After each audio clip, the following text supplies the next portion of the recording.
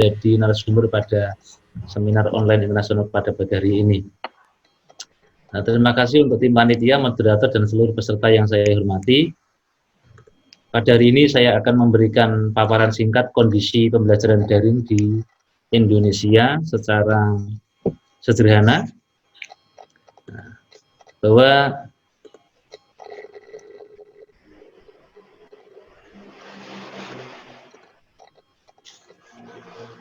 COVID-19 itu dampaknya luar biasa terhadap pembelajaran pendidikan khususnya di Indonesia, ya, sehingga mampu menutup sendi kehidupan utama di Indonesia, yaitu sekolah atau lembaga pendidikan.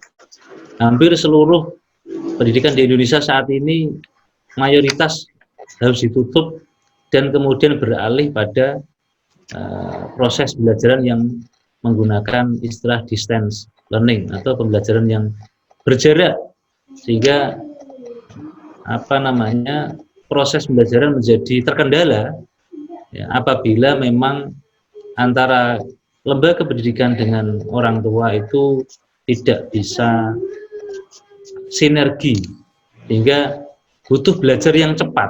Mengingat proses pandemi COVID ini begitu cepat, maka seharusnya proses peralihan dari tatap muka menjadi tatap maya atau dalam daring itu harus cepat.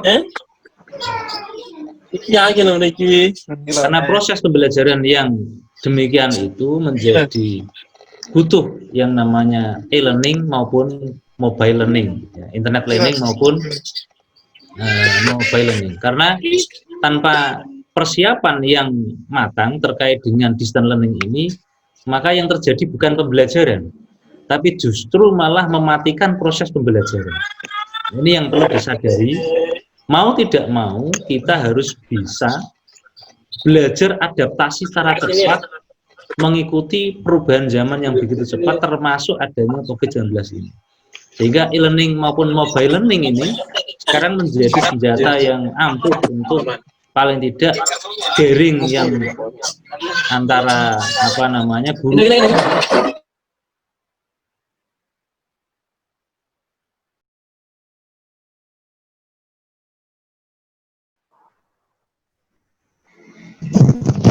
Pak Taufikin, suaranya tolong dihidupkan, nggih. Tadi mati. Bisa? Suaranya nggak hidup, Pak. Sudah ya? Lanjut, Pak. Oke. Jadi pergeseran proses pembelajaran ini sangat dibutuhkan karena pandemi COVID-19 ini yang begitu masif di dalam mempengaruhi proses belajar itu sendiri. Maka dari itu kesiapan antara lembaga pendidikan dengan keluarga di rumah itu harus sinerginya harus sangat kuat, komunikasinya harus tepat, dan fasilitas untuk distance learning, ya, yang di dalamnya adalah e-learning dan mobile learning, itu juga perlu disiapkan secara matang. Mengingat tidak mungkin kita menunggu COVID ini selesai baru ada pembelajaran, itu satu hal yang mustahil. Karena apa? Karena itu akan mematikan proses kontinuitas pembelajaran di lembaga pendidikan kita. Selanjutnya, ini kita lihat bagaimana kondisi pembelajaran, ya, kondisi pembelajaran yang menggunakan daring, ya, bagaimana HP dipakai oleh siswa, kemudian mereka belajar secara berkelompok, ya, meskipun diminta untuk tidak berkerumun, tapi kita lihat gambar di sini, ternyata mereka tetap saja berdekatan, kemudian tetap menggunakan pembelajaran daring, tapi masih tetap berdekatan. Karena mau tidak mau mereka untuk belajar kelompok, ya, tidak bisa dengan berjarak seperti yang dianjurkan oleh pemerintah. Nah, ini ada kegiatan belajar di mana ada yang individu, yang satu menggunakan PC, yang satu menggunakan HP.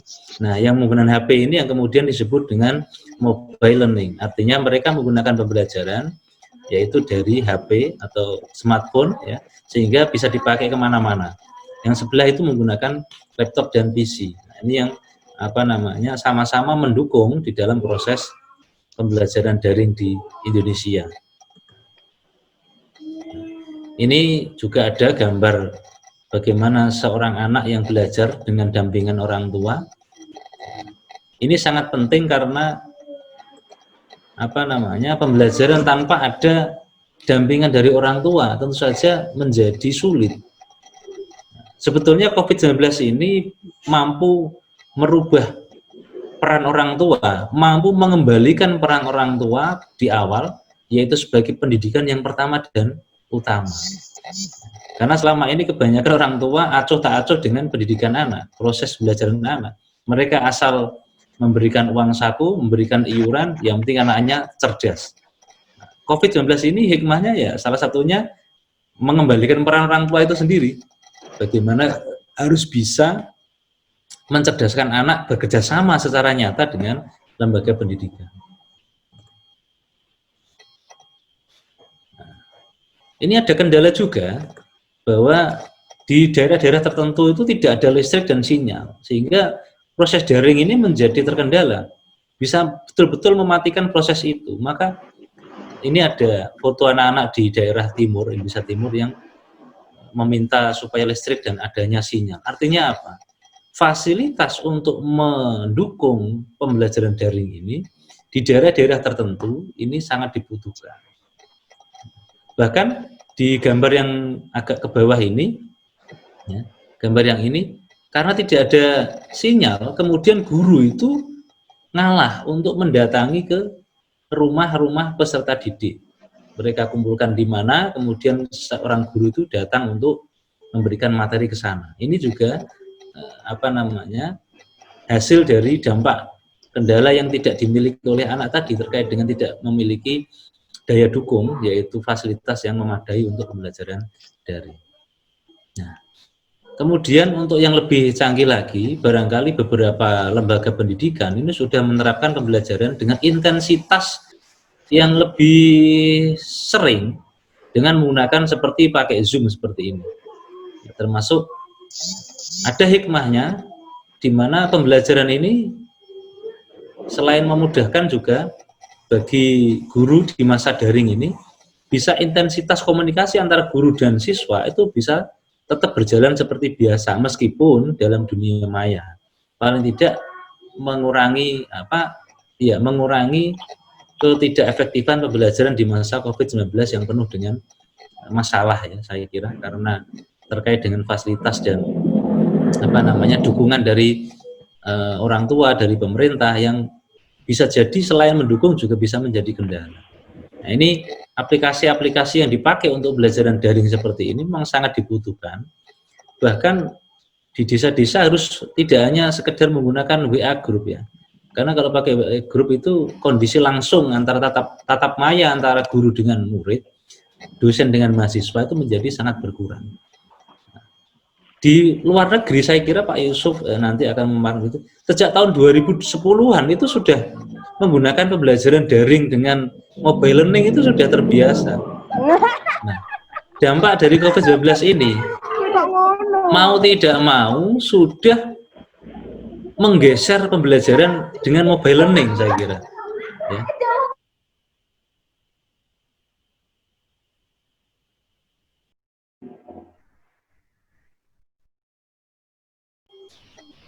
Mobile learning ini menjadi hal yang sangat penting di masa ini karena selain efektif juga bisa dibawa kemana-mana, gitu kira-kira. Bisa dibawa kemana-mana sehingga pembelajaran bisa tetap jalan. Meskipun mengurangi tatap muka guru dengan murid, ya, ini tidak bisa dipungkiri. Tetapi pembentukan karakter tetap bisa. Ya. Karakter bertanggung jawab, karakter mandiri, karakter kerjasama itu tetap bisa. Karakter lain yang mungkin tidak bisa terpenuhi dari pembelajaran model seperti ini. Saya kira Pak Menteri juga sudah menggalakkan bagaimana kita bisa memakai aplikasi-aplikasi di dunia maya yang bisa kita gunakan untuk mengadakan proses pembelajaran seperti biasa.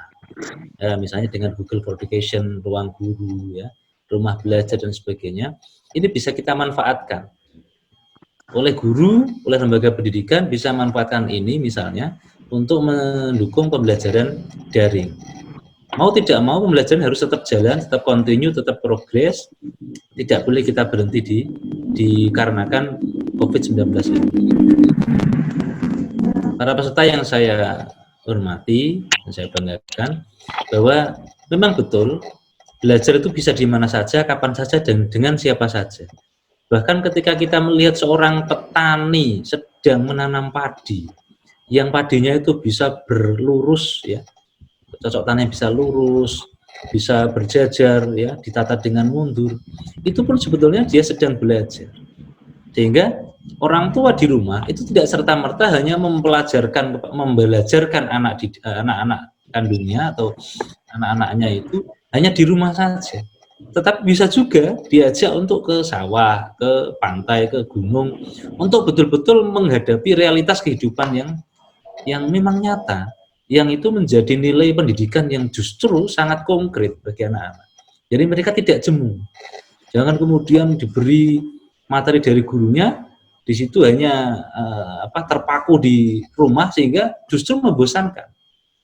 Maka anjuran dari Pak Menteri untuk Merdeka Belajar jangan hanya di kelas, jangan hanya di rumah, perlu kita ajak ke sekitar rumah untuk betul-betul bisa belajar dari situ. Bagaimana menanam pohon, bagaimana menanam padi, bagaimana termasuk memperbaiki fasilitas di rumah yang rusak, itu juga merupakan bagian pembelajaran yang secara konkret. Nah, meskipun demikian tidak kemudian tanpa kendala, ya. Jadi kendala pembelajaran jaring yang kita alami di daerah-daerah kita itu antara lain banyak siswa yang tidak memiliki smartphone, ya, ponsel pintar. Ini yang menjadi kendala juga. Akhirnya yang terjadi saat ini, yang tidak punya ponsel itu kemudian datang ke rumah tetangga atau temannya yang memiliki, yang kebetulan satu kelas, kemudian ikut bergabung di situ, termasuk ketika kendala sinyal yang di pelosok pinggiran juga sama, ya. Kemudian bagaimana ketika listrik padam juga kebingungan, apalagi kehabisan kuota, ini juga menjadi kendala. Atau bahkan orang tua yang tidak bisa diajak kerjasama dengan pihak sekolah. Mereka belum menyadari bahwa akan pentingnya pembelajaran di rumah akibat adanya COVID-19 ini. Ada juga kendala tentang orang tua atau anak yang kurang menguasai teknologi. Ini juga menjadi kendala tersendiri. Kemudian wali kelas dan guru juga komunikasi menjadi berkurang, bahkan kemudian akibatnya adalah motivasi siswa untuk belajar menjadi berkurang. Ini kendala-kendala yang tentu saja perlu segera dicari solusi oleh pihak lembaga pendidikan, pihak sekolah, madrasah, ataupun lembaga pendidikan perguruan tinggi dengan orang tua supaya kendala-kendala ini bisa segera diatasi. Tentu saja selain kelebihan dan kekurangannya tentu saja ada, karena mengingat pembelajaran daring tentu saja kendala-kendala itu tidak bisa kita hilangkan, tapi kita atasi. Berdasarkan hasil, saya mengambil kutipan dari hasil penelitian dari Kementerian Pemberdayaan Perempuan dan Perlindungan Anak, itu ada 58% anak merasa tidak senang belajar di rumah. Ini berarti lebih dari 50%. Ya. Anak-anak tidak suka belajar di rumah. Ini kalau orang tua tidak bisa seperti tadi, belajar di mana saja, tidak hanya dalam rumah, tapi bisa diajak betul-betul real. Misalnya setek tanaman, ya, dan berternak, kemudian budidaya macam-macam, itu suatu hal yang bisa menghilangkan rasa tidak senang belajar di rumah sebetulnya. Nah, ini orang tua berperan di situ sebetulnya, karena tidak serta-merta fokus di rumah terus. Nah, 38% anak menyatakan sekolah belum memiliki program yang baik untuk belajar dari rumah. Artinya antara lembaga pendidikan dan rumah itu sinergitas untuk fasilitasi pembelajaran daring ini juga belum maksimal, kira itu, ya. Tetapi dengan demikian tentu saja adaptasi harus cepat dilakukan. Berikutnya 99% anak menganggap bahwa di rumah saja itu sangat penting. Karena mengingat COVID-19 ini dianggap sangat berbahaya, sangat masif peredarannya, sangat masif jaringan penyebarannya, sehingga anak-anak tentu saja bisa mudah untuk ikut dengan program ini di rumah saja. Untuk menghindari kebosanan tadi ya, paling tidak guru-guru atau pendidik lembaga pendidikan tidak banyak memberikan tugas lah, karena ini harapan anak ya, harapan anak. Kemudian komunikasi juga harus tetap jalan ya, supaya bisa lebih efektif, misalnya dengan senantiasa menggunakan Zoom setiap hari ya, sehingga ketersediaan internet dan fasilitas yang memadai. Ya, ini internet dan kuota ini juga menjadi masalah bagi orang tua. Nah, ini harus ada kebijakan dari pemerintah untuk sesegera mungkin ya. Paling tidak kendala internet dan kuota ini bisa segera diatasi. Ada juga yang menginginkan pertemuan rutin online ya. Kemudian e-book edukasi dan video kreatif. Artinya guru-guru bisa membuat video kreatif yang menurut anak-anak bisa ditonton baik melalui mobile learning maupun melalui televisi atau alat-alat lain yang bisa digunakan untuk menayangkan video kreatif. Ya. Mereka juga berharap ya adanya wisuda yang tatap muka, bukan tatap maya ya. Mereka merasa bahwa wisuda tatap maya itu kurang berkesan, sehingga dengan protokol COVID-19 saya kira mereka berharap wisuda itu tetap seperti biasa meskipun dengan protokol COVID-19.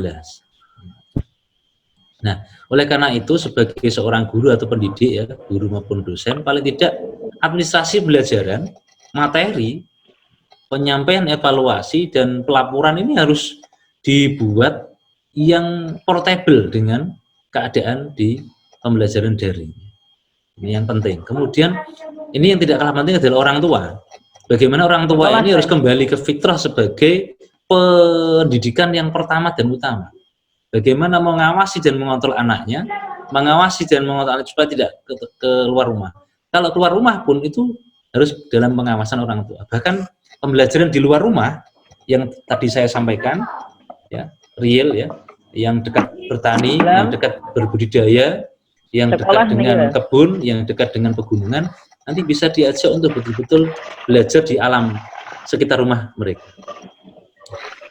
Kewajiban siswa juga harus tahu bahwa mereka harus betul-betul bisa mengikuti pembelajaran dari yang sudah direncanakan dan disusun oleh guru-guru atau dosen-dosen mereka. Dan yang terakhir adalah mematuhi situasi dan kondisi yang segala keperluan, segala yang perlu dipenuhi oleh seorang siswa. Nah, ini adalah gambaran secara singkat bagaimana proses pembelajaran daring di wilayah Indonesia, khususnya di Jawa yang saya tampilkan tadi itu, termasuk dari beberapa anak yang masih kesulitan di dalam proses pembelajaran daring. Nanti untuk lebih detailnya tentang IT, tentang teknologi yang tepat guna dalam proses daring ini nanti akan bisa difokuskan oleh Bapak narasumber kita dari Korea, sekarang berada di Korea kebetulan, yaitu Pak Yusuf Ismail ya. Kemudian juga dari pemerintah dalam hal ini nanti adalah dari Kemenak, dari Bapak Solihin. Saya kira itu materi yang bisa saya sampaikan kepada para peserta. Pak Moderator, terima kasih atas waktu yang diberikan kepada saya. Nanti kita bisa lanjut di diskusi di sesi berikutnya. Demikian, Assalamualaikum warahmatullahi wabarakatuh. Waalaikumsalam warahmatullahi wabarakatuh. Waalaikumsalam warahmatullahi wabarakatuh.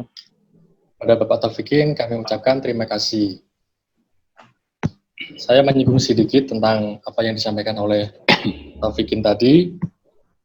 Ada satu poin yang sangat penting yang bisa kita garis bawahi dan sangat urgent, yakni bahwa hikmah dari adanya pembelajaran daring di era COVID ini adalah mengembalikan peran orang tua sebagai pendidik awal di dalam keluarga. Nah, di situ peran orang tua itu sangatlah penting karena kita tidak hanya berpacu kepada pendidik di sekolahan, tetapi sinergi antara guru dan orang tua itu sangat menentukan bagaimana keefektifan belajar siswa. Terima kasih kepada Bapak Taufikin. Setelah ini kami lanjutkan kepada narasumber kami yang kedua, yang alhamdulillah sudah bergabung bersama kami, yakni Bapak Solihin, SPD MPD. Sebelumnya izinkan saya untuk membacakan CV beliau. Nama Bapak Solihin SPD MPD, tempat tanggal lahir Kudus 3 Mei 1978, profesi jadi pengawas pendidikan agama Islam MTS MA Kemenak Kudus. Untuk pengalaman organisasi pertama adalah sebagai anggota dan kader Pergerakan Mahasiswa Islam Indonesia Cabang Kudus. Yang kedua, Lakpesdam NU Kabupaten Kudus. Dan saya ingatkan lagi untuk pemateri Pak Solihin, tanpa mengurangi rasa hormat, kami memberikan waktu sekitar 20-30 menit untuk Bapak Solihin menyampaikan materinya. Kepada Bapak Solihin, kami persilahkan. Assalamualaikum warahmatullahi wabarakatuh. Waalaikumsalam warahmatullahi wabarakatuh. Bismillahirrahmanirrahim. Alhamdulillah. Wassalatu wassalamu ala rasulillah. Terima kasih atas waktu yang telah diberikan kepada saya untuk mengikuti seminar ini. Yang terhormat kepada Ketua STAIN, Bapak Dr. Haji Mudakir, kemudian Bapak Dr. Supaat MPD, serta rekan narasumber Bapak Ahmad Yusuf Ismail ST MSc dan Bapak Taufikin MSI. Semuanya saya banggakan, saya hormati. Kemudian peserta seminar internasional pembelajaran daring yang efektif di era new normal yang berbahagia. Marilah kita panjatkan puji syukur kehadirat Allah Subhanahu wa Ta'ala atas segala limpahan anugerah yang telah diberikan kepada kita. Jadi rasa syukur yang menjadikan kita bahagia. Kalau berbahagia maka imun kita menjadi kuat, sehingga kita terhindar dari berbagai macam penyakit. Terima kasih atas waktu yang telah diberikan kepada saya. Saya melanjutkan saja beberapa hal yang sudah disampaikan oleh Pak Taufikin kaitannya dengan pembelajaran daring. Jadi sampai hari ini pemerintah belum mengizinkan proses pembelajaran dalam bentuk tatap muka kecuali di beberapa wilayah tertentu sesuai dengan terbitnya SKB 4 Menteri, Menteri Pendidikan, Menteri Kesehatan, Menteri Dalam Negeri, dan Menteri Kementerian Agama ya, yang menjadikan pembelajaran masih tetap bersifat daring kecuali untuk daerah yang masuk kategori zona hijau. Di Kudus dan sekitarnya yang mayoritas masih di zona ada oranye, zona merah dan sebagainya, tetap pembelajaran harus bersifat daring atau belum diizinkan untuk melaksanakan pembelajaran tatap muka. Oke, saudara sekalian, jadi dalam kondisi yang seperti ini, pembelajaran daring adalah sebuah keniscayaan. Artinya mau tidak mau, suka tidak suka, tetap harus kita laksanakan.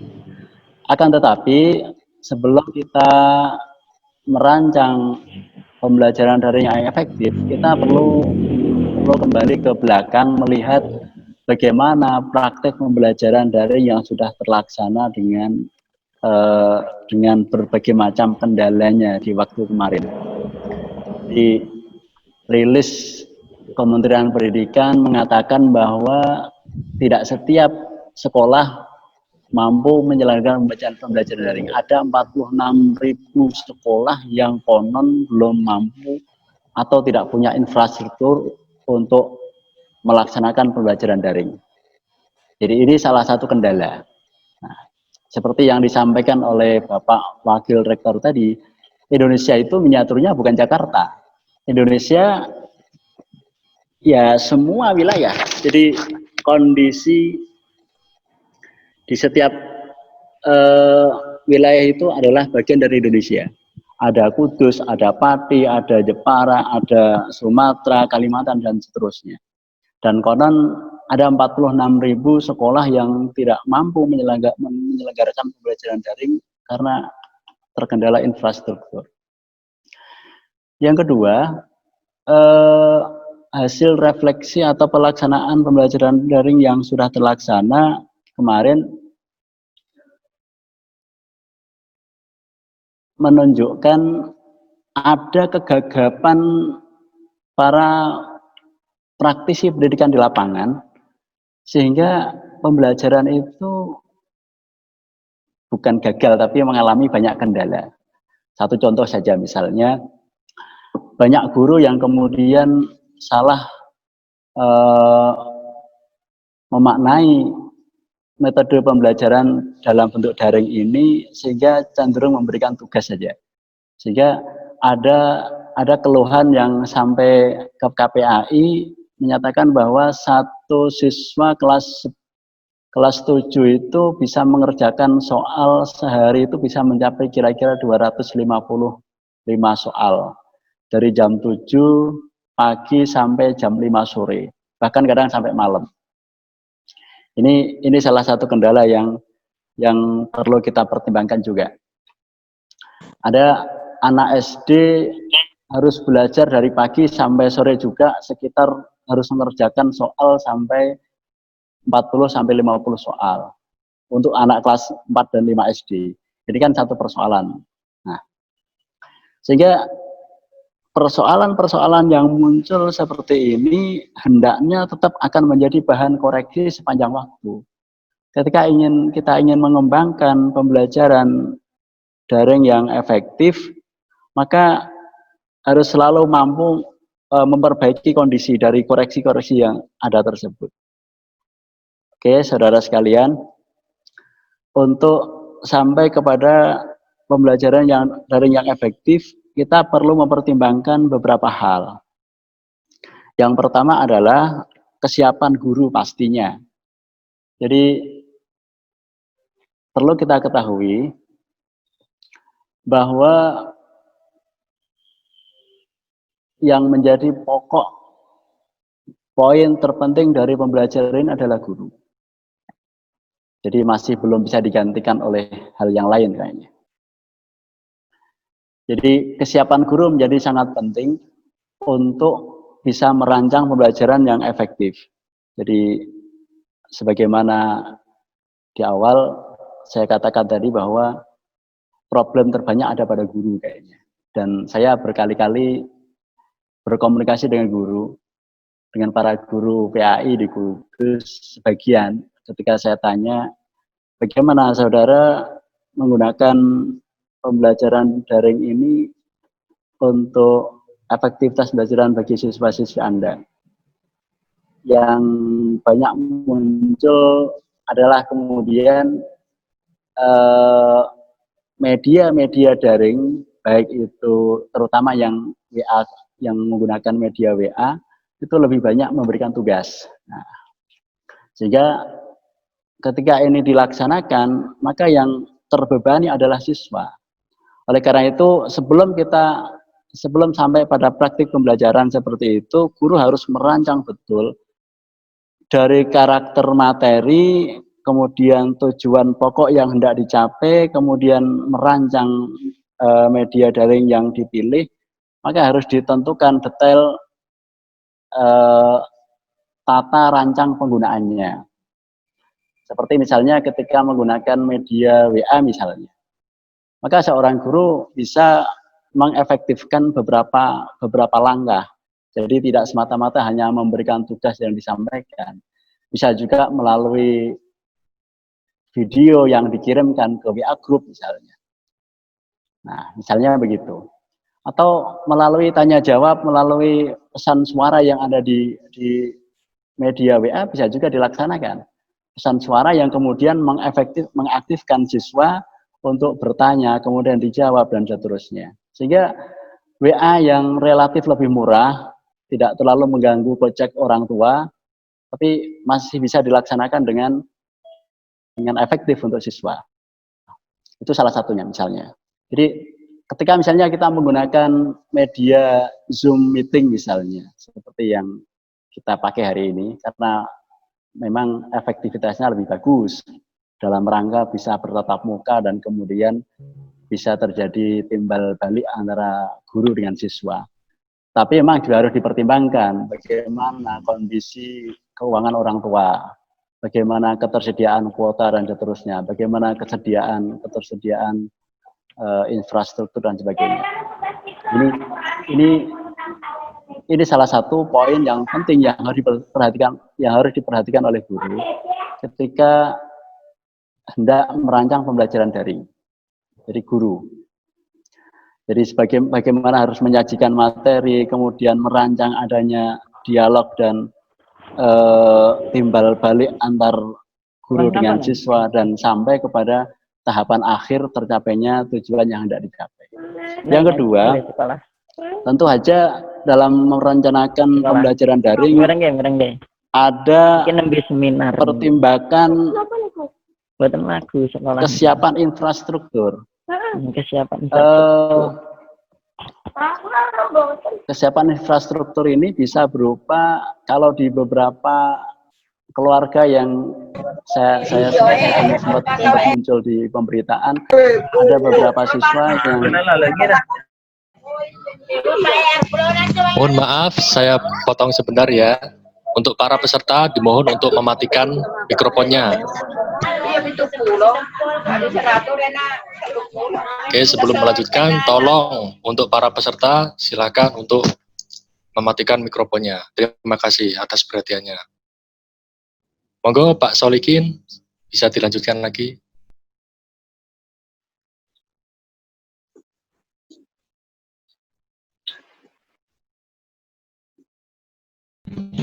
Pak Solikin sudah bergabung.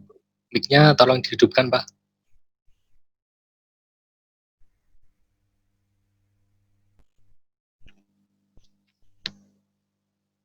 Pak Solihin. Ya, Pak Solihin. Ya. Ya. Sudah, makasih. Sudah, Pak, saya lanjutkan. Sudah. Jadi ketersediaan infrastruktur ini memang harus diatasi. Jadi seorang guru juga harus mempertimbangkan banyak hal, salah satunya infrastruktur. Jadi seandainya, jadi satu contoh misalnya, ketersediaan media HP atau komputer misalnya, ini bisa disiasati dengan misalnya siswa berkelompok, seandainya memang tidak mampu dilaksanakan secara personal di rumah masing-masing. Dan ini harus dihitung betul oleh pihak sekolah atau pihak guru.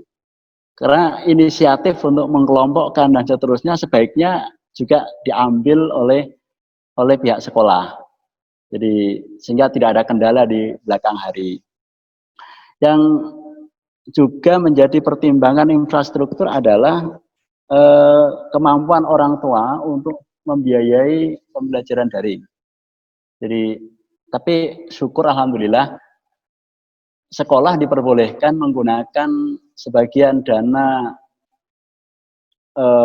yang tersedia untuk membantu ketersediaan kuota bagi siswa-siswinya. Ini satu solusi untuk mengatasi kendala keterbatasan kuota bagi siswa. Karena bagaimanapun juga kalau kita mau hitung itu misalnya sekolah menerapkan pembelajaran daring melalui media Zoom meeting misalnya, itu mahal sekali itu. Kalau nggak dibantu oleh pihak sekolah berat untuk ekonomi menengah ke bawah. Dan yang ketiga, kondisi siswa dan keluarganya. Jadi banyak keluhan yang muncul di awal pembelajaran daring itu kondisi keluarga dari siswa yang kurang kondusif. Ini terutama di wilayah-wilayah yang padat penduduk. Pak, mic-nya nggak kedengeran, Pak. Nggak kedengeran? Pak Solikin. Ya. Oh iya, oke. Saya perdekat. Halo, sudah? Sudah, Pak. Oke, sudah ya? Dilanjutkan. Oke, monggo. Oke. Saya lanjutkan, saudara sekalian. Jadi yang ketiga, yang menjadi poin penting dari pembelajaran daring yang efektif adalah kondisi siswa dan keluarganya. Tapi ini saya pikir lambat laun akan bisa diatasi. Ada 2 poin tadi, yang paling penting adalah faktor guru. Jadi seberapa kreatif, seberapa guru cakap dan mau untuk mengembangkan media pembelajaran daring. Sehingga nanti kreativitas guru ini berpengaruh kepada pengelolaan media. Jadi seperti tadi saya ulang lagi, agar siswa tidak hanya sekedar mengerjakan tugas. Kalau yang disampaikan oleh Pak Taufik yang tadi, bagus itu. Jadi seberapa kreatif guru mengelola pembelajaran, tidak hanya sekedar mengerjakan tugas berbasis butir-butir soal, tapi ada yang ditugaskan membuat film pendek dengan durasi waktu yang rasional mestinya. Ada yang ditugaskan untuk belajar dari alam langsung dan seterusnya. Ini saya pikir satu solusi, satu ikhtiar untuk menjadikan pembelajaran daring itu efektif dan menarik. Karena ketika efektif dan tapi nggak menarik itu bikin bosen itu. Banyak anak-anak sekarang stres karena belajar selalu di rumah, nggak pernah kemana-mana. Mereka nggak ada variasi apa-apa. Jadi dari pagi bangun tidur, sarapan, mandi, sarapan, kemudian masuk ruangan sampai sore gitu kan. Karena biasanya guru-guru itu di samping pembelajaran resmi pagi yang hanya sekian jam itu ditambah tugas sampai sore. Ini saya alami untuk anak saya sendiri yang kelas 9. Itu rata-rata menghabiskan waktu di dalam kamar itu dari pagi sampai sore, kemudian mungkin dilanjut malam. Saya cuma nggak tahu sepanjang waktu itu apakah ada unsur nonton gamenya atau murni belajar, saya tidak tahu ini. Saya sering awasi, saya tanya kombinasi antara buka HP sama buku katanya. Nah, oke, jadi itu saudara sekalian. Jadi poin-poin penting yang perlu kita perhatikan. Di samping persoalan kesiapan guru, infrastruktur juga ketepatan di dalam menggunakan media tadi sesuai dengan tujuan yang hendak dicapai dalam proses pembelajaran. Jadi bagaimanapun juga media itu hanya alat bantu. Yang paling pokok dalam pembelajaran adalah guru. Guru tetap menjadi poin terpenting dari proses pembelajaran. Semangat, pendidikan karakter, kemudian kreativitas, itu semuanya tetap guru yang mempunyai, yang megang. Media hanya alat yang dipakai. Kebijakan dan kearifan seorang guru tetaplah sebagai penentu utama keberhasilan pembelajaran.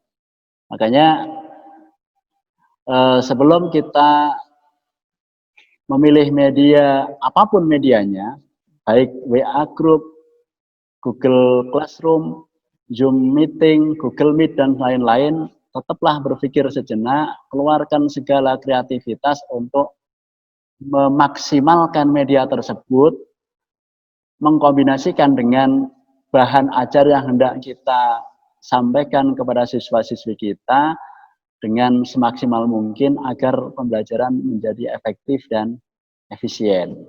Oke, terima kasih. Demikian yang bisa saya sampaikan pada pertemuan kali ini.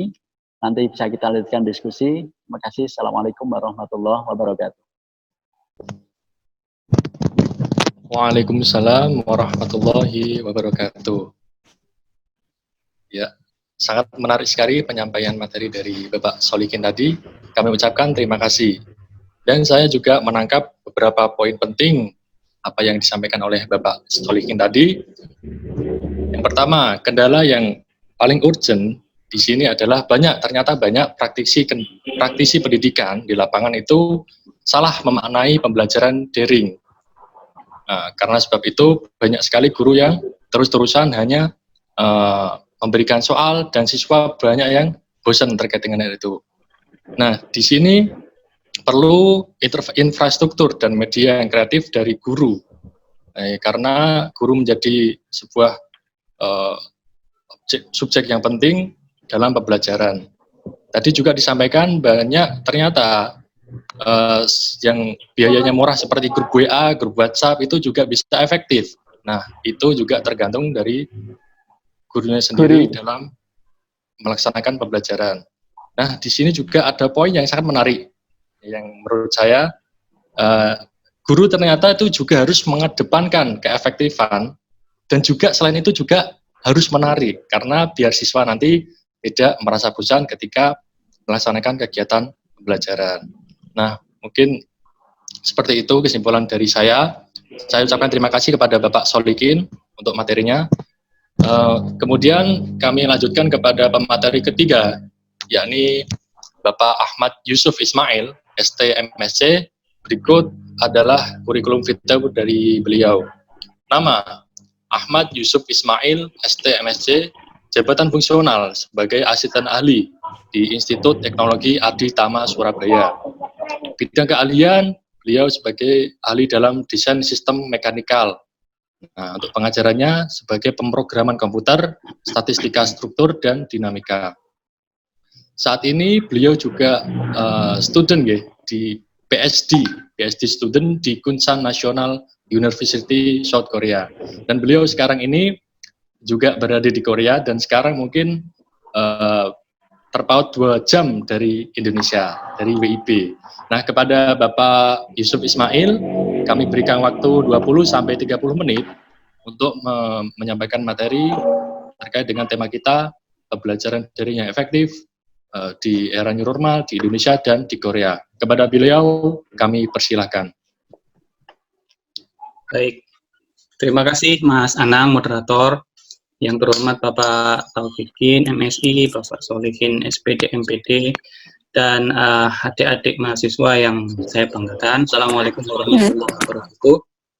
Waalaikumsalam warahmatullahi wabarakatuh.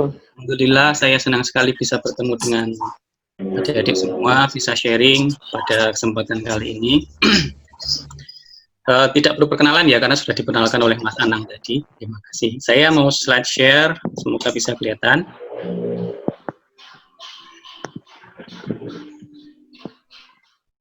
Ya, kelihatan teman-teman semua? Kelihatan, Pak. Baik. Kelihatan. Jalan ya. Nah, insya Allah pada kesempatan kali ini saya diberi kesempatan untuk lebih ke arah sharing bagaimana sistem pembelajaran daring di Korea Selatan. Jadi, saya mencoba untuk memberikan gambaran yang lebih istilahnya lebih holistik, jadi akan bercerita lebih global, lebih umum sebelum masuk ke pembelajaran daring ini sendiri.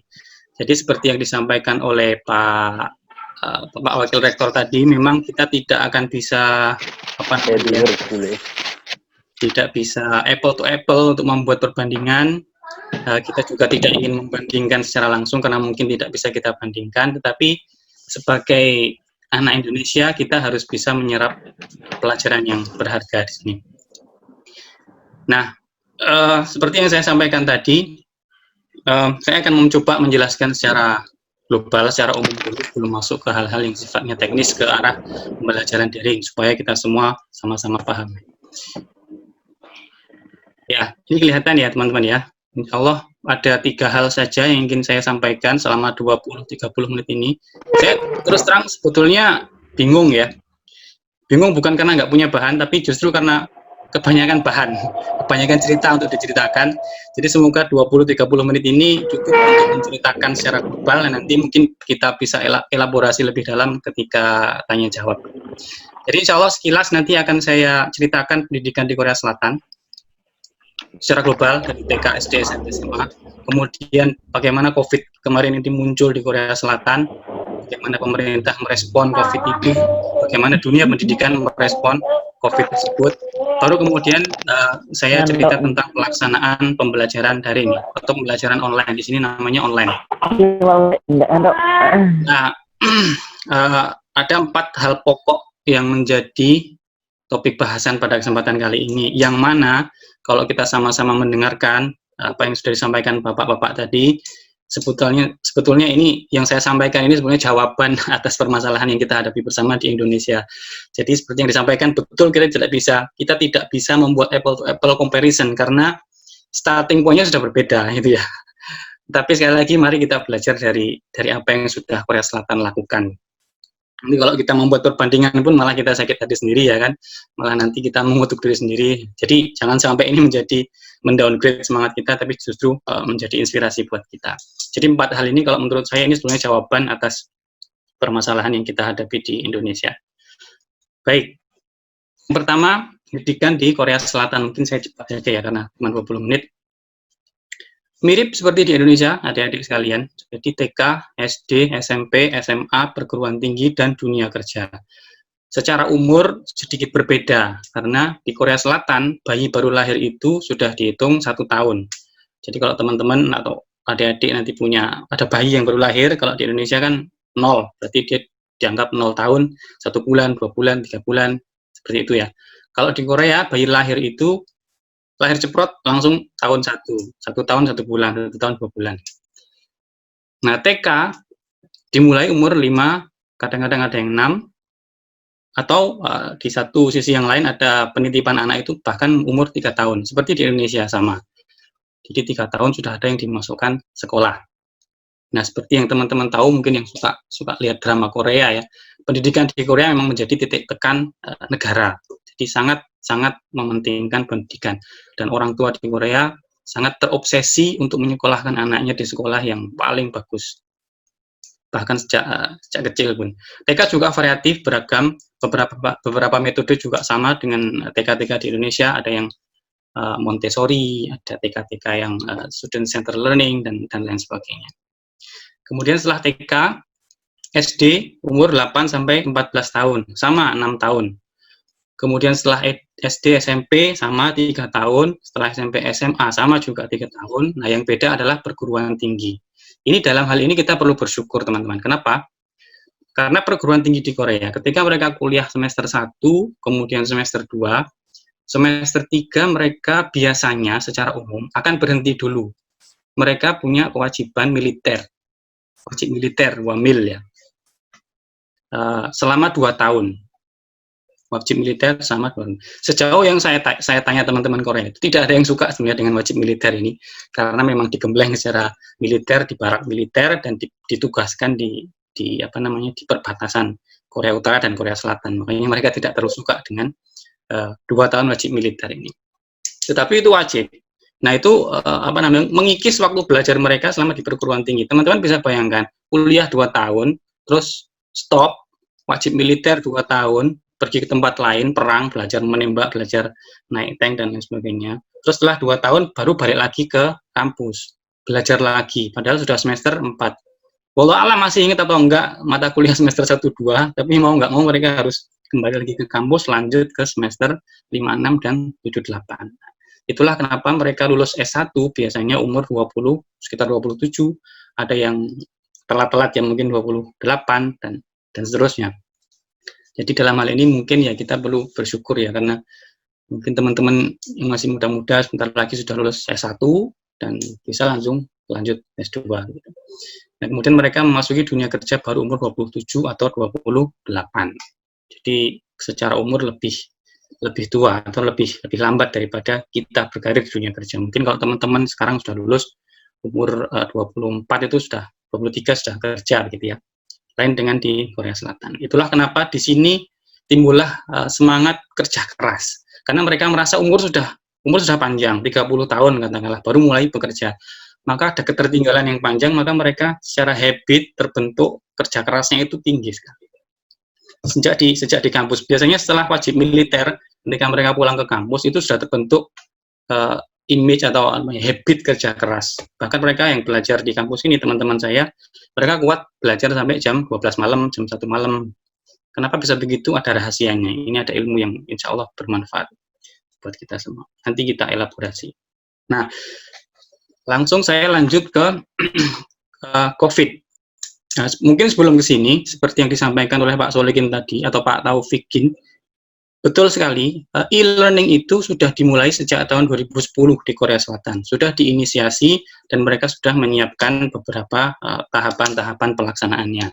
Jadi jauh sebelum COVID, di Korea sudah mulai pelaksanaan e-learning atau kuliah online, kelas online. Nah, kita tinggalkan itu dulu. Sekarang ini sekilas COVID di Korea Selatan. Kurvanya sudah seperti itu. Kalau teman-teman perhatikan ya, mereka hanya menyelesaikan kurva ini dalam waktu relatif kurang dari 2 bulan atau 1,5 bulan. Kurvanya setelah itu melandai sampai hari ini tidak ada penambahan yang signifikan. Masih ada penambahan, tetapi mayoritas dari impor dari luar negeri. Beberapa waktu lalu ada tentara yang diangkut dari Irak dikembalikan ke Korea oleh negara karena Irak lagi outbreak. Jadi dari situ kasusnya muncul lagi. Sementara kasus lokal secara relatif lebih ditekan. Dan perkembangannya pun bisa dimonitor, ini terlokalisasi di satu daerah saja, yaitu di Daegu dan juga di ibu kota, di Seoul.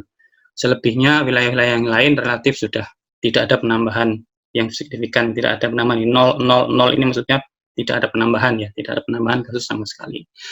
Nah, kenapa mereka bisa membuat tracing seperti ini? Ini ya menjadi ilmu buat kita. Di negara Korea ini sistem database kependudukannya sudah selesai, sudah punya. Jadi mereka mengantongi nama seluruh warga negara mereka.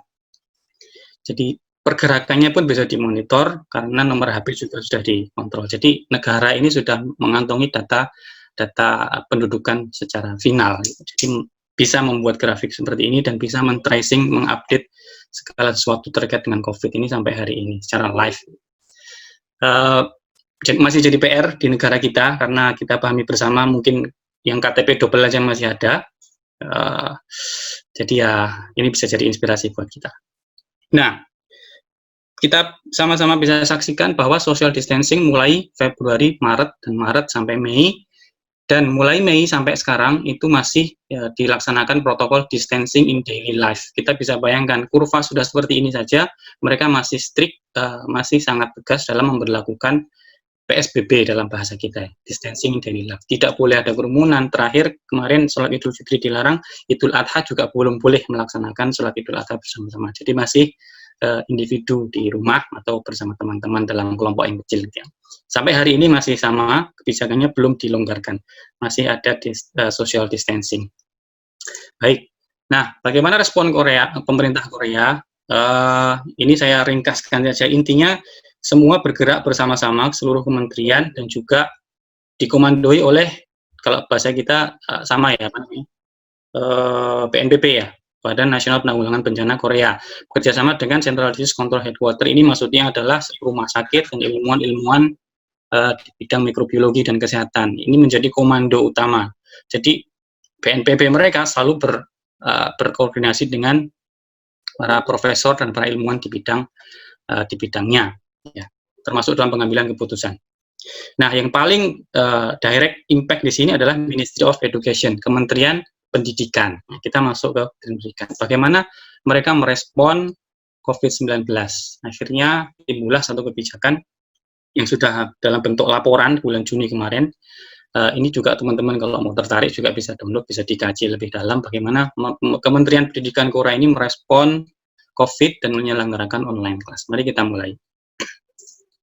Nah, pertama ketika outbreak bermula di Korea, langsung dilaksanakan penutupan sekolah bulan Februari ya.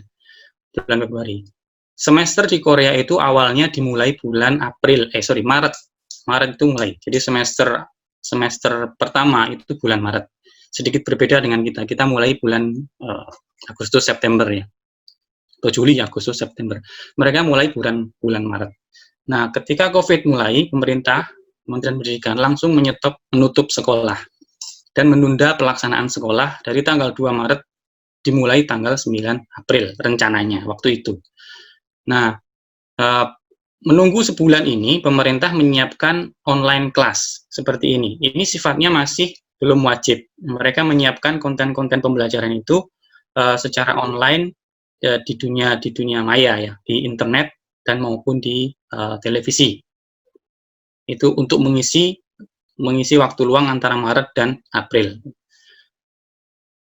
Karena mereka menutup sekolah, maka mereka wajib memberikan suplai edukasi kepada anak-anak Korea. Termasuk juga di perguruan tinggi. Di stop waktu itu bulan Maret sampai bulan April. Jadi semesternya mundur. Awalnya Maret mundur sampai April. masih belum tahu apa yang terjadi, pemerintah juga masih sibuk menghadapi kurva yang masih naik, sementara dunia pendidikan sudah bergerak, membuat konten-konten online seperti ini, secara live.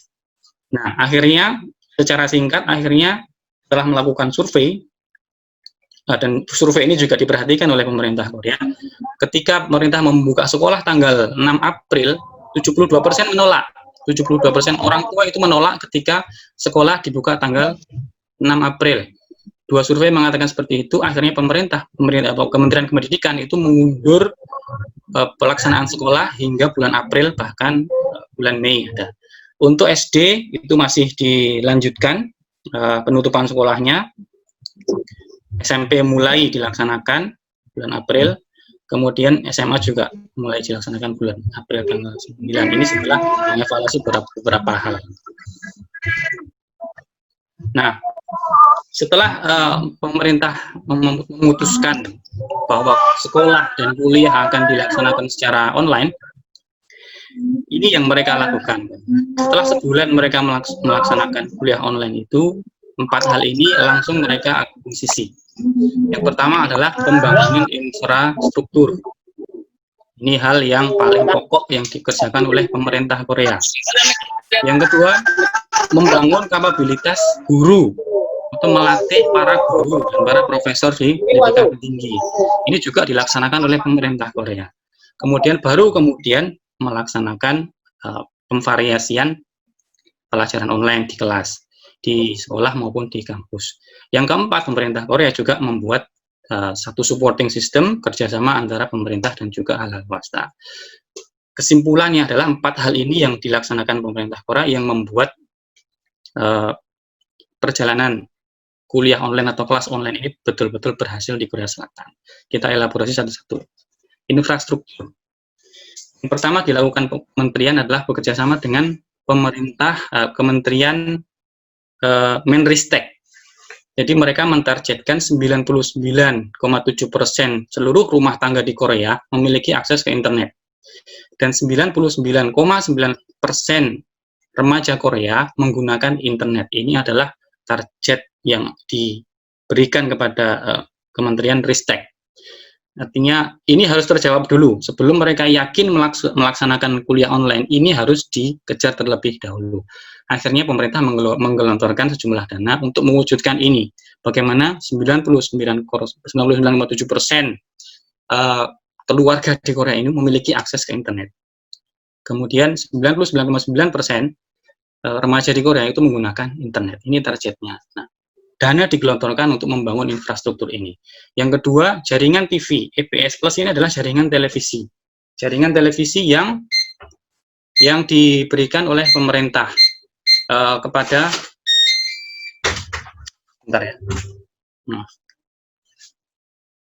yang diberikan pemerintah kepada masyarakat. Jadi ini satu channel khusus yang memang disediakan oleh pemerintah untuk melaksanakan pendidikan online. Yang kedua adalah Korean Education and Research Information Center. Ini juga sama, satu lembaga, satu badan yang diberikan dana untuk melaksanakan pendidikan online di Korea di seluruh level SD, SMP, sampai SMA.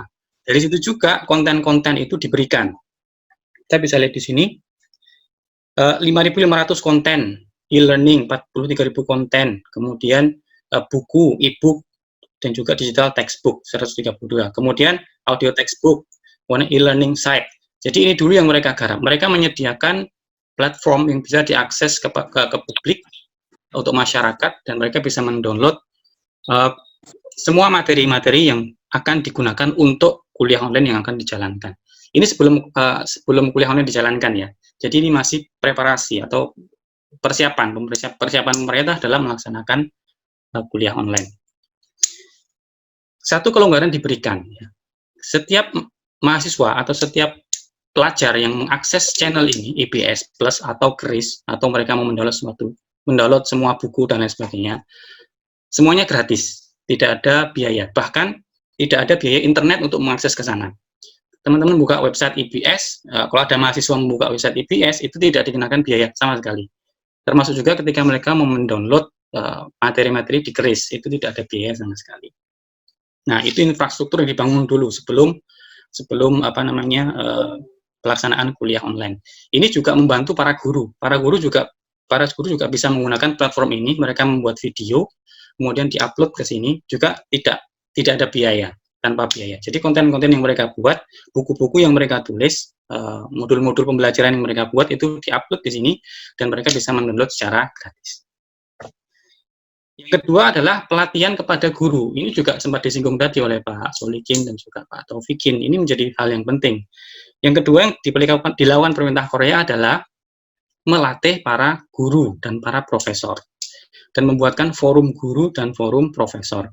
Saya masih ingat betul 2 minggu sebelum kuliah online itu berjalan, profesor itu pada ngilang semua, guru-guru juga pada ngilang semua. Ini heran, ini kenapa? Gak biasanya dosen-dosen ini kumpul-kumpul ini kok nggak ada orang sama sekali yang kayak sih. Ternyata mereka melakukan ini. Ada pelatihan pengajaran online.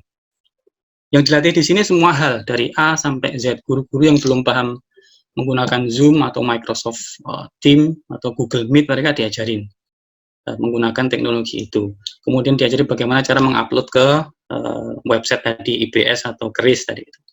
Kemudian termasuk juga skill pedagogi. Teman-teman di tarbiyah mungkin tahu, atau di pendidikan mungkin tahu. Skill pengajaran itu juga diajarkan di sini. Mereka juga menyediakan one-on-one consulting room. Jadi guru itu bisa bertanya, berkonsultasi bagaimana membuat satu konten pembelajaran yang menarik. Ya, jadi ini fasilitas juga dari pemerintah Korea dan juga dilaksanakan oleh pemerintah Korea dan diikuti oleh 10.000 wakil guru dan pengajar dari seluruh sekolah di Korea. Jadi gurunya sudah siap dulu. Jadi setelah infrastruktur disiapkan, kemudian gurunya disiapkan, baru kemudian pelaksanaan kuliah online ini. Ini juga salah satu contohnya bagaimana guru itu latihan gitu ya. Latihan kuliah online, dibuatkan suasana yang kondusif seolah-olah dia itu mengajar di depan kelas, seolah-olah mengajar beneran, tapi pada waktunya sebetulnya dia adalah online. Nanti akan dipakai untuk online, termasuk penyiapan ruang kelas itu sendiri. Nah, kementerian yang lain juga memberikan support, itu Kementerian IT ya, Kementerian Menkominfo kalau di tempat kita, berikan support. Kelonggaran akan diberikan pada guru dan pada para murid. Nah, level plagiasi diturunkan di sini. Ini yang penting juga. Jadi kalau para guru itu menyiapkan konten materi atau mencomot gambar dari manapun, mencomot atau memfotokopi buku atau menggambar sesuatu dari buku, itu dilonggarkan, itu diperbolehkan. Selama ini mereka concern sekali tentang plagiasi. Kita tidak boleh mengambil gambar dari manapun tanpa izin, bahkan untuk digunakan di bidang pengajaran. Nah, ketika COVID ini, ketika persiapan ini, mereka diperbolehkan untuk membuat itu ya, karena plagiasinya diturunkan. Nah, setelah itu baru kemudian pelaksanaan online dijalankan. Termasuk juga para profesor. Profesor juga diajari bagaimana cara membuat kelas online. Nah, di level pendidikan tinggi, mereka lebih terbantu, karena seperti yang disampaikan tadi, sejak 2010, e-learning sudah dijalankan. Jadi masing-masing kampus itu sudah memiliki platform sendiri. Kalau tadi ada channel IBS sama KRIS yang digunakan untuk mengupload materi, kalau pihak universitas biasanya memiliki website sendiri, YouLearn sendiri. Kayak saya kemarin sempat lihat di websitenya IAIN, ada juga ya e-learning IAIN ya. Itu sudah ada. Ya seperti itu. Platform itu yang digunakan untuk universitas. Para profesor dan para dosen di universitas, mereka menggunakan platform itu. Tentunya sudah dilengkapi dengan fitur-fitur yang sama dengan Zoom, fitur yang sama dengan Microsoft Teams dan lain sebagainya. Jadi rata-rata yang saya ikuti kuliahnya itu tidak menggunakan Zoom, tapi menggunakan platform website mereka sendiri. Nanti saya tunjukkan. Nah, tentang pedagogi atau metode pengajaran, nah ini sedikit mungkin teman-teman dari tarbiyah atau pendidikan juga lebih paham. Saya masih mencari tahu kenapa hanya 2 metode yang dipakai. Metode yang pertama itu real-time interactive classes. Yang kedua adalah one-way classes. Ini metode klasik ya, yang sebetulnya banyak dihindari. Tapi ternyata di Korea, one-way classes ini juga dijalankan, terutama di perguruan tinggi. Ada alasannya. Sementara yang real-time interactive class menggunakan Zoom, menggunakan website tadi, menggunakan KRIS dan lain sebagainya, YouTube juga, itu digunakan rata-rata untuk pendidikan dasar sampai pendidikan menengah, sampai SMA, mereka menggunakan ini. Sementara di pendidikan tinggi, mayoritas yang saya lihat ini menggunakan one-way class. One-way class itu maksudnya profesor itu membuat video, apapun itu, video kuliah atau video tutorial atau video praktikum dan lain sebagainya, kemudian diserahkan di pihak kampus dan diupload di website masing-masing. Tugas juga seperti itu ya. Jadi one way classes. Ada rahasia kenapa mereka menggunakan itu. Ini mungkin terkait dengan habit pendidikan di Korea Selatan. Seperti yang saya singgung tadi, SD, SMP, SMA itu sama dengan Indonesia. Bedanya adalah di Korea ini tidak ada tinggal kelas, apa bahasa Indonesianya ya. Jadi pasti naik. Nilainya seburuk apapun, SD kelas 1 kalau sudah selesai, tahunnya habis, pasti naik kelas 2. Kelas 2 tahunnya naik, habis, pasti naik kelas 3, dan seterusnya. SMP juga seperti itu, tidak ada yang tinggal kelas. Jadi pendidikan dasar dan menengah itu pasti selesai selama 12 tahun. Nah, mereka di situ dididik dengan pendidikan yang dengan guru yang terbaik gitu misalnya. Nah, sementara ketika mereka sudah, para profesor itu tidak mendidik dengan cara seperti itu. Dosen itu tidak mengajarkan 100% kontennya, tapi lebih mengajarkan bagaimana cara belajar. Karena mahasiswa sudah dianggap dewasa, mereka sudah tahu mereka mau kemana, mau jadi apa. Jadi tanggung jawab itu diberikan sepenuhnya kepada mahasiswa. Tugas belajar itu juga diberikan sepenuhnya kepada mahasiswa. Itu tanggung jawab mahasiswa sendiri. Makanya dilaksanakan yang namanya one way classes. Dengan metode seperti itu justru malah membuat mahasiswa semakin aktif, semakin curious gitu, semakin penasaran. Aku nggak paham yang ini gimana, aku harus bertanya. Gitu. Karena mereka hanya diajari cara belajar tanpa ya ada sedikit konten yang disampaikan ya, ilmu yang disampaikan, tapi selebihnya mereka hanya diajari begini cara menyelesaikan ilmu ini, begini cara menyelesaikan ilmu itu yang saya rasakan. Jadi proses itu kayak kalau dalam bahasa kita pelit sekali. Jadi ilmu yang diberikan itu kayak sengaja dilempar-lempar, ciprati air sedikit-sedikit gitulah ya. Kalau kita orang Indonesia biasanya jadi guru gitu kan, sendok kita tulang gitu kan kepada anak-anak. Kalau di sini enggak. Kalau di sini kayak kasih air, disuruh menjilat sedikit-sedikit gitulah. Ya, mungkin itu tipikal perkuliahan di Korea. Tapi itu tantangannya, dan itu ternyata di sini itu lebih efektif daripada yang 100% disuap seperti itu. Ya, ini terlepas dari metode ini kita masih bisa memvariasikan ya. Mungkin aplikasinya sedikit berbeda di Indonesia. Baik, itu metode sekilas tentang metode kelas online. Jadi ini yang saya sampaikan tadi, di SD mereka menggunakan platform yang disediakan pemerintah. Melihat ini gratis, download juga gratis, di sini juga gratis, login juga gratis dan lain sebagainya. Kemudian yang kuliah mereka menggunakan platform mereka sendiri. Contoh ini punya saya, mereka menyediakan e-learning sendiri. Jadi semua sudah lengkap di sini. Sebagai mahasiswa kita bisa melihat silabus, RPS, rencana pengajaran semester, kita bisa tahu buku-buku yang kita peroleh di mana, dan mungkin kadang-kadang disediakan juga di situ, kita tinggal download. Kemudian kita bisa memonitor perjalanan kita selama 14 minggu, kemudian aktivitas. Nah, di sini ini adalah konten yang disediakan oleh para profesor dari minggu 1 sampai minggu ke-14. Biasanya berupa video atau berupa rekaman suara yang ada gambarnya, gambar buku yang bisa dibuka. Apa namanya? DJVI kalau nggak salah aplikasinya. Jadi ini kalau kita klik nanti akan keluar video pop up, itu muncul gambar profesornya berbicara bla bla bla. Kemudian penugasan juga di situ. Nah, ini yang saya bilang tadi, monitor minggu pertama, minggu ketiga sampai minggu terakhir kita bisa monitor kehadiran kita sendiri dan kita bisa proaktif juga berkomunikasi di situ. Ini sebenarnya disebut dengan one way learning, tapi menurut saya ini juga tetap bisa two way juga, tetap bisa bertanya kepada profesor, tetap bisa bertanya kepada teman-teman yang lain, tetap ada ruang diskusi dan lain sebagainya. Dan kemudian ada metode lain yang saya dapatkan juga, itu flip learning.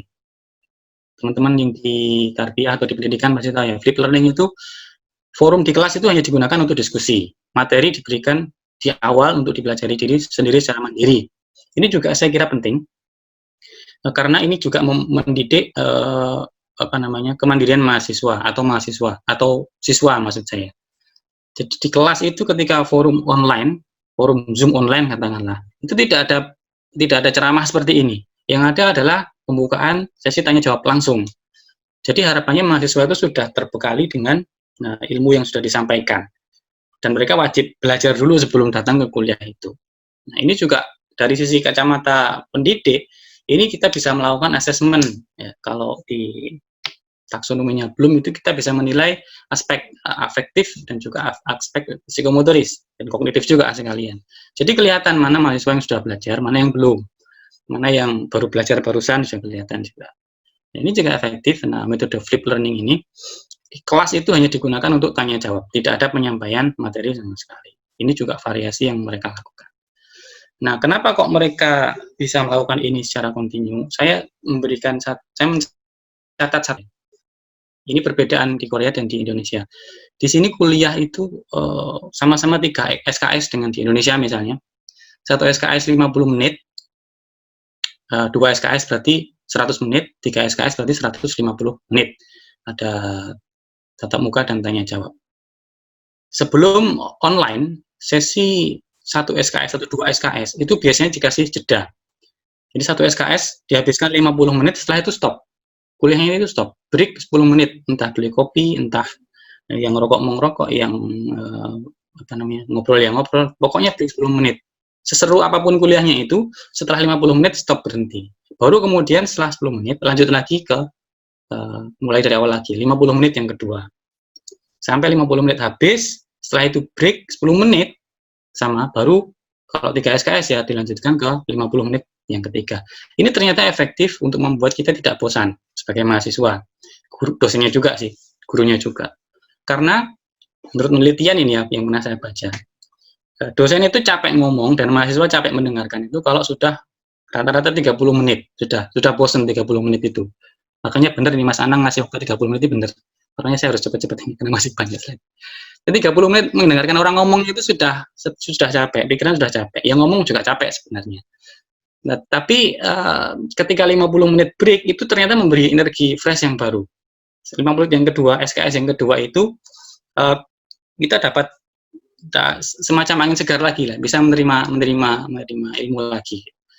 Kalau yang saya alami di Indonesia kan tidak seperti itu. 2 SKS ya 2 SKS langsung 100 menit, 1 jam setengah. Kadang-kadang sudah capek 1 jam 10 menit sudah selesai, dosennya sudah keluar. Dosennya capek apalagi mahasiswanya kan. Nah, itu kurang efektif. Ya, yang saya rasakan itu kurang efektif. Kalau memungkinkan yang tidak menyalahi akreditasi mungkin ya, atau tidak menyalahi aturan pengajaran, mungkin 50 menit itu bisa kita adopsi di Indonesia. 1 SKS 50 menit selesai, break. Seru nggak seru kuliahnya, break 10 menit. Ngopi atau ngobrol, istirahat. Kemudian lanjut lagi 50 menit yang kedua. Karena kalau 30 menit itu sudah capek, ya nggak akan masuk ilmunya, sudah mikir yang lain ya. Apalagi kalau kuliahnya siang-siang gitu kan.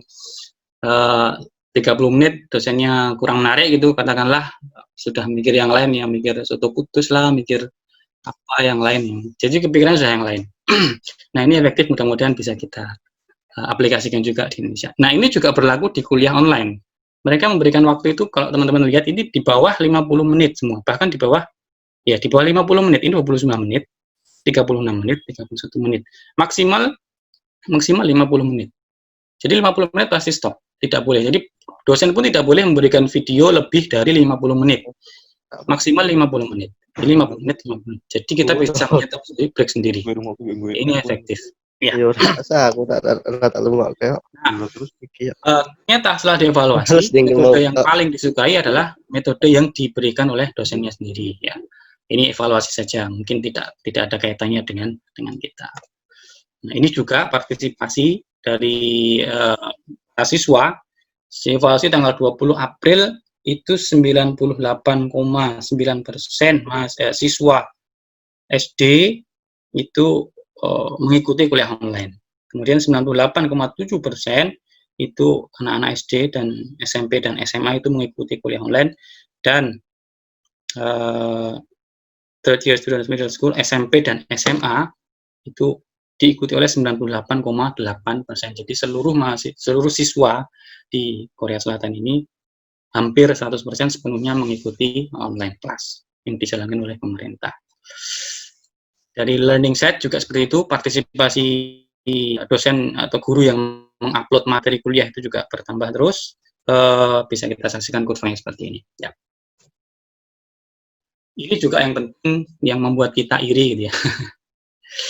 Jadi Korea ini salah satu kekuatan ekonominya adalah di beberapa perusahaan besar yang kita kenal, dan mereka juga tinggal diam selama kuliah online ini berlangsung. Ada support-support yang mereka berikan kepada guru, kepada para siswa, kepada dunia pendidikan, ya berupa pembagian peralatan secara gratis. Kalau ada yang mahal, disewakan juga secara gratis, dipinjamkan secara gratis. Teman-teman tahu Samsung, LG, Kukminbank, kemudian perusahaan listrik di Korea, mereka juga memberikan semuanya, memberikan alat-alat mereka untuk pendidikan secara gratis.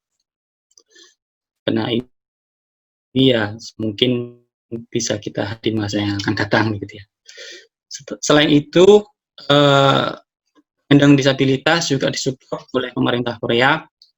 Channel khusus di channel TV tadi IPRD itu diberikan khusus untuk penderita visual impairment, ada yang cacat di mata, kemudian ada yang pendengarannya agak kurang sehat, kemudian ada yang secara fisik kurang sehat juga. Mereka juga diberikan channel khusus untuk belajar. Katakanlah ada anak SD yang mungkin mengalami tunadaksa gitu ya. Ada channel khusus IPS untuk tunadaksa. Tunagrahita juga diberikan channel khusus untuk tunagrahita. Bahkan ada channel yang di sini yang mensupport huruf braille juga dan selanjutnya. Nah, kemudian belakangan ini banyak orang-orang Korea yang menikah dengan orang-orang dari negara lain, misalnya dari Amerika, dari Afrika, kemudian dari Asia Tenggara ada. Jadi ada multikultur. Mereka juga disupport oleh channel-channel tadi itu. Mereka menyediakan kuliah-kuliah atau kelas-kelas yang bilingual, duilingual, atau ada subtitle dan sebagainya. Jadi tetap bisa mensupport kebutuhan itu. Nah, jadi ya itu saja secara umum 4 hal yang membuat Korea ini berhasil melaksanakan online class. Infrastruktur yang pertama memang sudah lebih siap dibandingkan kita, kemudian pelatihan guru yang lebih proporsional, kemudian metode yang ini sama dengan metode yang kita laksanakan di Indonesia, dan kemudian ada juga support publik dan swasta ini yang mungkin masih jadi PR kita bersama. Ya, sekali lagi bukan untuk kita kita iri dan lain sebagainya, tapi kita bisa memetik pelajaran dari sini semua ya. Demikian mungkin sementara, kalau perlu pertanyaan bisa kita elaborasi di sesi diskusi. Terima kasih. Saya kembalikan ke Mas Anang. Assalamualaikum warahmatullahi wabarakatuh. Waalaikumsalam warahmatullahi wabarakatuh. Kepada Bapak Ahmad Yusuf Ismail, kami ucapkan terima kasih atas materinya yang sangat memberikan kita wawasan yang lebih terkait dengan negara Korea dan bagaimana cara pemerintah Korea ini mengefektifkan pembelajaran daring pada saat era new normal ini. Tadi ada 4 poin yang membuat pembelajaran di Korea itu menjadi efektif. Yang pertama, itu dari infrastruktur yang baik. Yang kedua, yaitu ada pelatihan para guru. Yang ketiga, itu melaksanakan pemvariasian pembelajaran online. Dan yang keempat, yaitu kerjasama antara pemerintah dan juga swasta. Dan juga tadi sudah disampaikan oleh Bapak Ahmad Yusuf Ismail bahwa kita di sini tidak untuk membandingkan ya, tidak untuk iri-irian. Karena apa? Karena ini nantinya hanya untuk menjadikan kita pembelajaran dan juga menjadikan kita mengambil sebuah hikmah untuk bisa kita tiru negara Korea tentunya. Nah, karena ketiga pemateri kita sudah menyampaikan materinya, tibalah sesi selanjutnya yaitu sesi tanya jawab. Nah, karena keterbatasan waktu, tentu kami tidak mungkin mendiskusikan semua pertanyaan yang diajukan oleh peserta. Kami akan memilih beberapa pertanyaan yang mungkin relevan dari tema kita. Untuk sesi tanya jawab yang pertama, saya mintakan untuk peserta bertanya secara langsung dengan melakukan raise hand. Sebutkan nama, asal instansi, dan juga tujukan pertanyaan itu untuk siapa. Karena ada 3 pemateri kita di sini. Baik, untuk para peserta, silakan yang ingin bertanya, silakan mengklik raise hand untuk bertanya. Silakan.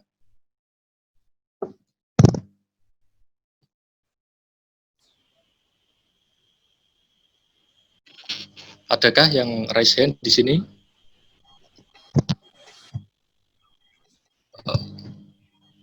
Kalau tidak ada, kami mencari pertanyaan yang ada di chat via Zoom. Bagaimana, tidak ada ini yang ingin menyampaikan pertanyaan secara langsung kepada narasumber kita? Baik, ternyata tidak ada. Amin. Maaf. Iya, dari siapa ini? Ya, ini saya Abdul Muhis dari instansi Ponpes Nurul Azhar. Bisa kedengeran Pak Anang ya? Ya, silakan dilanjutkan pertanyaannya. Maaf, di sini kami mau bertanya mengenai satu, yaitu ini kan daring. Untuk Pak Solikin, maaf titelnya saya tadi lupa Pak, enggak apa ya. Ini mengenai daring, memang di sini salah satu masalahnya atau kendalanya adalah biaya Pak ya, atau data. Mungkin yang mempunyai wifi atau apa kan enak. Namun di sini tadi Pak Solikin mengatakan bahwa di sini ada penyediaan dari sekolah, penyediaan dana untuk sebuah data bagi siswa-siswi yang masih daring gitu. Ya ini maaf mengenai kelanjutannya, ini memang nanti per sekolahan atau memang di-handle oleh pemerintah, Pak? Maaf, bisa Ya. Jelas Pak ya? Ya jelas, silakan Ya, maksudnya, dilanjutkan. ya itu tadi yang kami tanyakan, ini nanti yang mengurusi atau yang menghandle ini nanti pihak sekolah atau memang dapat dari pemerintah gitu. Dan tadi Pak Solikin mengatakan bahwa mengenai biaya atau data, ini sekolah menyediakan sebagian dana untuk data seperti itu. Oke, terima kasih kepada penanya. Saya langsung saja untuk menyingkat waktu kepada Bapak Solikin. Tadi pertanyaan seputar pembiayaan ya dari pemerintah. Apakah itu dari sekolah sendiri atau seperti apa? Monggo Pak Solikin bisa jawab. Terima kasih.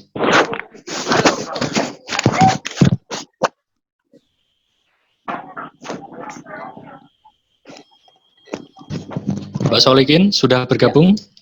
Ya. Terima kasih. Pertanyaan dari saudara siapa tadi? Dari Ponpes Abdul Muhis, Pak Abdul Muhis. Oke ya. Kita belum memastikan, cuma di beberapa sekolah melalui dana BOS itu bisa dialokasikan untuk pembelian kuota dan sebagainya. Itu sudah ada ketentuannya. Coba nanti panjenengan bisa komunikasi dengan pihak sekolah di mana putra atau putri panjenengan ada di sana. Dan beberapa sekolah sudah merealisasikan. Jadi di beberapa madrasah sudah memberikan untuk sekian bulan sekali diberikan bantuan untuk pembelian kuota bagi kelancaran proses pembelajaran daring bagi siswa-siswi. Itu diberikan dalam bentuk kuota sesuai dengan akses akses kartu atau operatornya. Jadi nanti pihak sekolah ada yang menggunakan teknis sekolah meminta kepada siswa-siswi untuk memberikan nomor kontaknya sesuai dengan operatornya sehingga kemudian disediakan jumlah kuota yang cukup untuk pembelajaran daring sesuai dengan operatornya. Di sekolah SD, SMP, SMA saya kurang tahu pasti, cuma di beberapa madrasah menerapkan itu ada. Sumber dananya, nah ini yang kita perlu cross check langsung ke lapangan, apakah itu dari BOS, apa ada bantuan langsung dari pemerintah kaitannya dengan ini. Tapi yang pasti peluang untuk penyediaan kuota ini ada, Pak. Jadi saya pikir persoalan keterbatasan kuota bisa diatasi dengan ini. Kalau mau memaksimalkan untuk kebutuhan pembelajaran. Jadi untuk penyediaan kuota itu. Terus yang menarik tadi,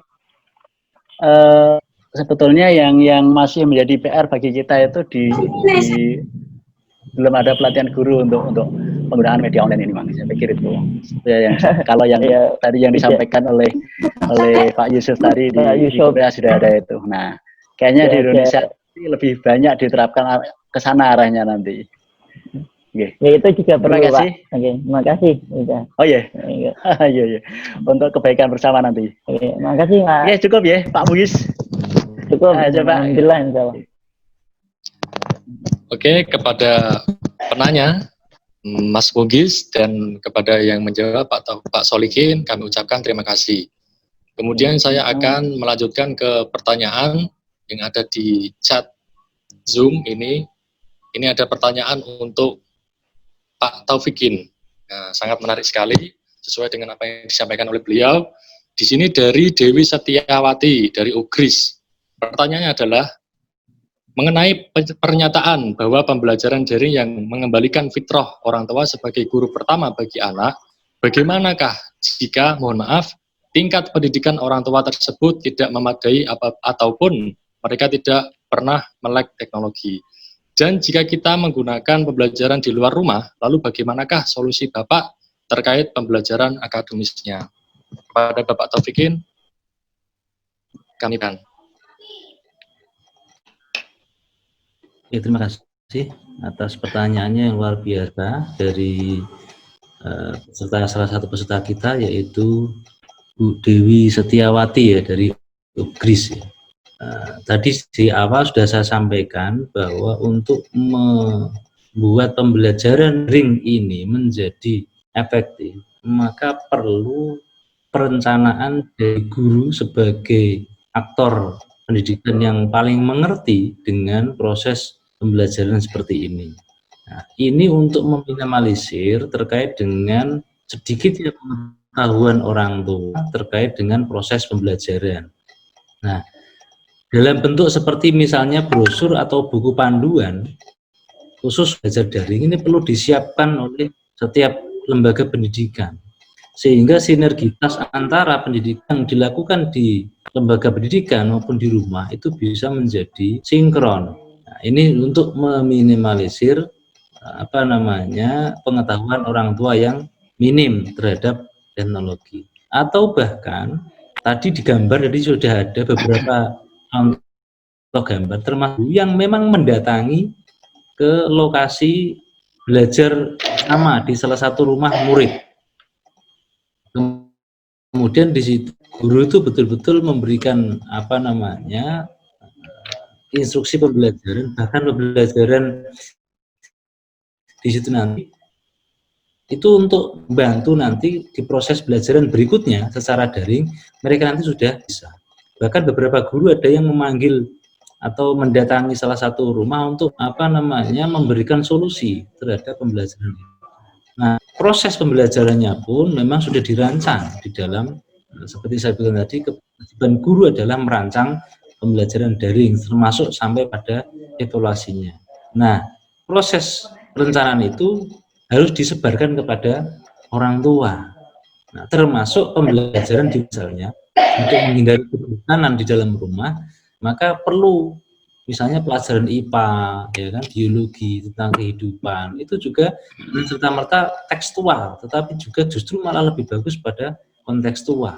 Hingga apa yang siapa tadi ini peserta Mbak Dewi oleh orang tua yang belum melek teknologi itu perlu ya, tadi dari Pak Yusuf tadi bahwa tidak hanya pelatihan kepada guru atau dosen, tapi juga orang tua juga dibekali ilmu teknologi. Paling tidak minimal dasar-dasar untuk mengaplikasikan sebuah teknologi itu mereka gitu. Nah, karena mau tidak mau adaptasi secara cepat dan tepat ini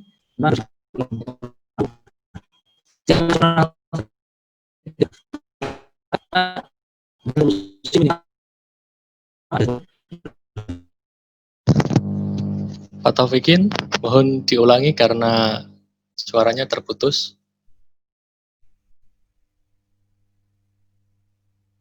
Pak Taufikin sudah.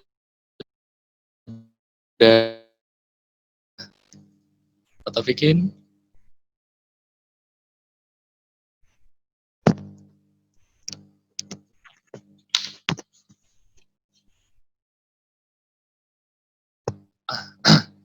Pak Taufikin.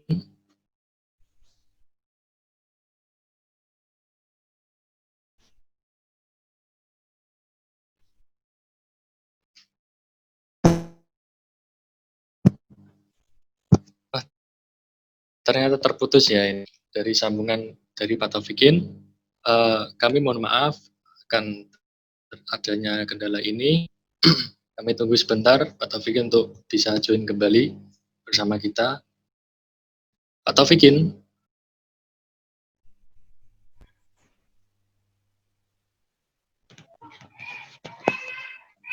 Pak Taufikin sudah bergabung?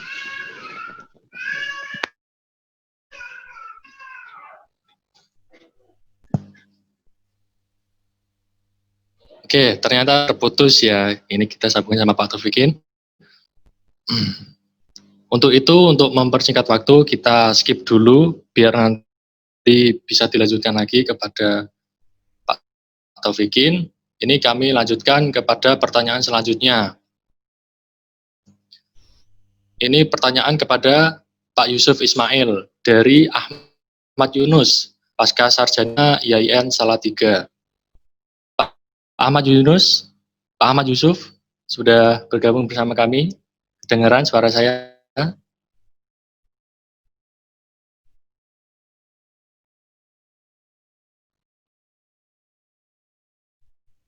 Pak Ahmad Yusuf.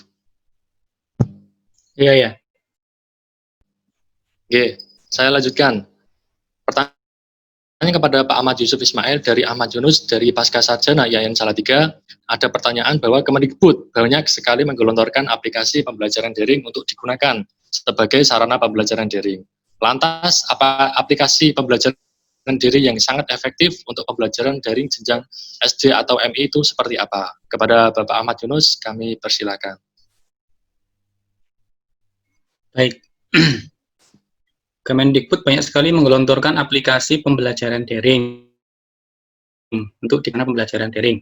Lantas aplikasi pembelajaran daring yang sangat efektif untuk pembelajaran daring jenjang SD dan MI matur suwun. Saya sendiri belum pernah melihat Pak ya aplikasi pembelajaran daring dari Kemendikbud. Nah, kalau memang sudah ada aplikasi yang banyak digelontorkan ya, itu bagus sekali. Jadi para guru juga memiliki pilihan. Lantas aplikasi pembelajaran yang sangat efektif untuk pembelajaran daring jenjang SD atau MI. Ya dari sisi aplikasi mungkin saya bisa membantu menjawab.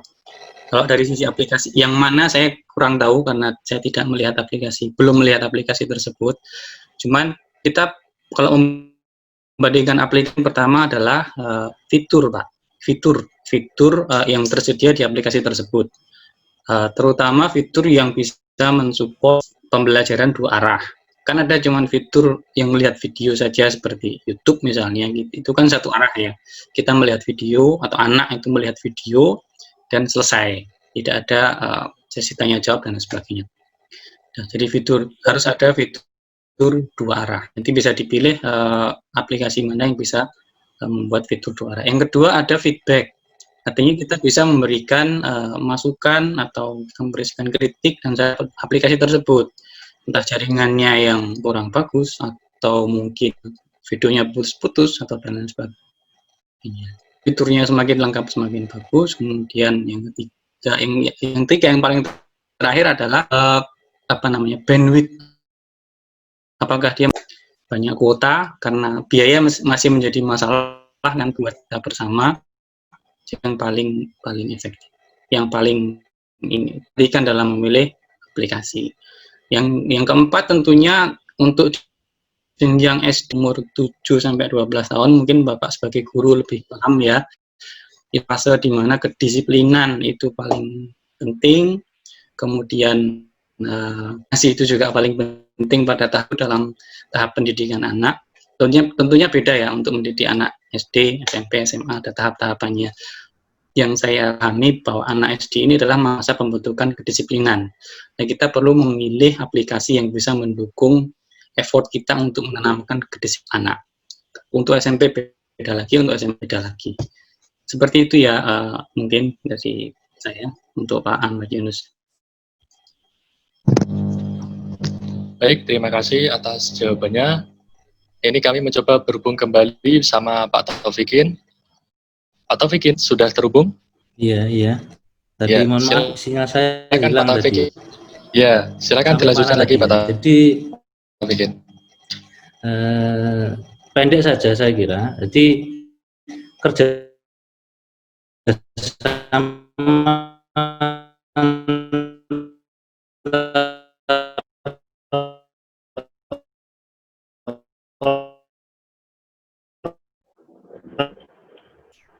orang tua yang memang kita akui memiliki pengetahuan tentang proses menjaga rumah itu tinggal mengaplikasikan saja, ya, tinggal gitu saja. Nah, orang tuanya juga tidak bisa, maka perlu ada solusi, yaitu kerjasama dengan orang tua yang lain.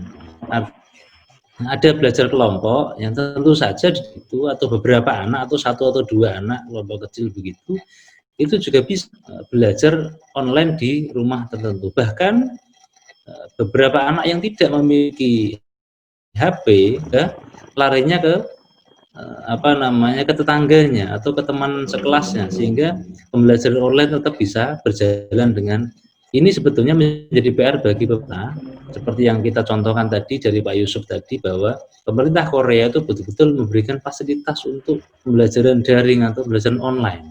Nah, di Indonesia ini kan menjadi gemboran para masyarakat orang tua yang merasa bahwa sinyal net kuota kemudian itu menjadi masalah bagi mereka.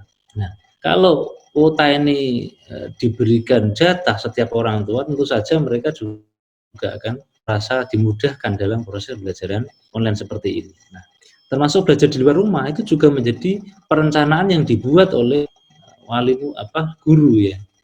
Ini yang kemudian tidak dimaksudkan bahwa seperti yang dicontohkan kasus Pak Solikin tadi, anak mengerjakan soal 150 setiap hari. Ini kan bukan pembelajaran, ini tugas. Ini berbeda sekali antara pemberian tugas dengan pemberian pembelajaran. Nah, ini yang oleh sebagian guru masih dimaknai sebagai bagian dari pembelajaran yang justru memberatkan bagi anak-anak yang ada di rumah. Nah, sini orang tua yang tadi, jangankan orang tua ya, guru dan Indonesia belum mendapatkan pelatihan khusus di dalam proses pembelajaran yang online itu yang efektif kan, gitu kira-kira.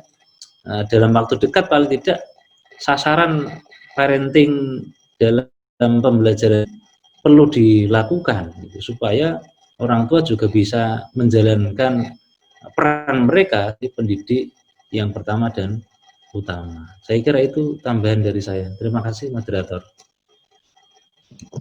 Terima kasih kepada Bapak Taufikin.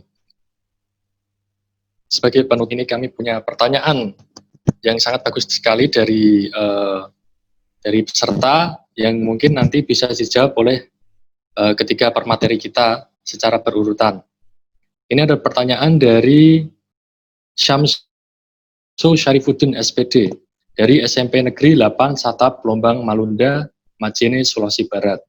Pertanyaannya adalah, apakah pemateri bisa memaparkan cara mengatasi kebosanan siswa dalam pembelajaran daring, karena banyak orang tua siswa dan siswa sendiri mengeluhkan tentang hal ini. Mungkin itu pertanyaannya. Langsung saya sambungkan kepada Bapak Solikin terlebih dahulu, kemudian lanjut kepada Bapak Ahmad Yusuf Ismail, dan terakhir akan ditambahkan oleh Bapak Taufikin. Kepada beliau, kami persilakan. Ya, terima kasih. Memang salah satu kendala dan persoalan yang muncul ketika pembelajaran daring dilaksanakan selama ini adalah persoalan kebosanan siswa. Tapi saya pikir ini memang terkait juga dengan proses pembelajaran itu dilaksanakan. Jadi yang pertama yang bisa kita lakukan adalah, yang pertama faktor kreativitas guru. Jadi seberapa mungkin, seberapa kreatif seorang guru merancang proses pembelajaran agar di sana tidak monoton dan tidak membosankan. Sebagai contoh tadi, jadi penjelasan yang diberikan mungkin bisa berupa video yang menarik, ditambahkan beberapa ilustrasi. Kemudian penugasan itu tidak selalu berbasis kepada soal-soal. Ini yang sampai hari ini masih banyak disalahpahami oleh guru. Jadi tugas tidak sama dengan memberikan soal-soal tes gitu ya. Jadi tugas bisa berupa membuat film pendek, membuat video-video pendek berbasis lingkungan sesuai dengan konten materi dan sebagainya. Bisa diambil dari sekitar rumah, bisa diambil dari kebun dan sebagainya. Ini terkait dengan materi itu saya pikir. Jadi sehingga pembelajaran tidak lagi monoton ada di dalam ruangan, kemudian hanya buku materi pembelajaran dan soal-soal. Tapi lebih dinamis. Di sana ada varian ragam aktivitas yang dikombinasikan, bisa sendiri atau berkelompok secara kecil-kecilan atau berkelompok kecil. Tapi saya pikir ini ada kendala juga nanti kalau berkelompok. Bisa nyalai pembatasan sosial nanti. Maka bisa dibikin sedemikian rupa. Ini memang membutuhkan persiapan yang sangat bagus dan kreativitas yang juga baik dari seorang guru untuk merancang desain pembelajaran dan penyampaiannya melalui daring. Jadi seperti itu. Dan saya pikir pembelajaran daring tidak selalu membosankan. Apalagi kalau di sana memungkinkan ada penggunaan aplikasi yang bisa dua arah, yang di sana ada dialog, ada timbal balik antara guru dengan siswa, ada diskusi, ada sharing pendapat, ada sharing ide. Maka ini lebih bagus lagi kalau memungkinkan untuk ke sana. Seandainya pun tidak, guru masih bisa memberikan sajian materi dengan tidak membosankan dengan melalui beberapa hal tadi. Itu dari saya.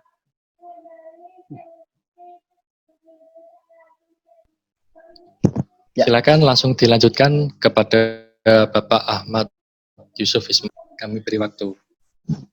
Silakan. Baik, saya juga singkat saja Mas ya. Yang disampaikan Pak Solihin tadi sudah sangat lengkap sebenarnya. Saya mau memberi contoh ini saja, aplikasi ya. Ada satu aplikasi itu atau web gunakan untuk memecah kebuntuan atau mengatasi kebosanan ketika mengajar maupun pelajar dalam belajar. Itu namanya Kahoot contohnya. Mungkin bisa dicari di App Store atau aplikasi manapun, iOS atau Apple, itu bisa kita download atau kita bisa langsung online di websitenya tersebut, Pak. Jadi itu semacam ice breaking, tapi bisa menstimulus pengetahuan siswa. Soalnya bisa kita buat sendiri dan jawaban respon siswa kita yang saat itu juga. Contohnya nanti bisa di Kahoot, Kahoot. Itu website kalau kita buka sebagai guru, kita bisa membuat pertanyaan secara online, secara live gitu. Semua siswa bisa mengikuti, bisa mengakses hal yang sama dengan kode yang sama. Pak guru nanti memberikan soal dan respon cepetan gitu misalnya. Paling siapa yang cepat, siapa yang menang.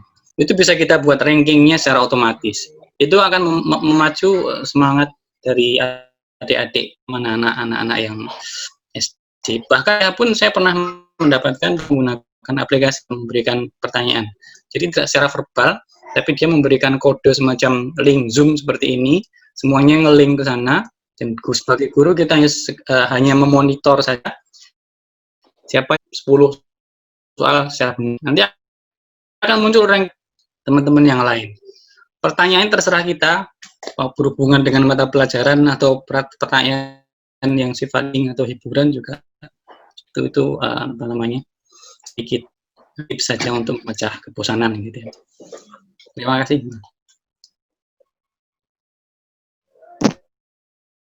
Yusuf Ismail. Kami lanjutkan lagi ke yang terakhir, yaitu Bapak Taufikin. Silakan Bapak Taufikin.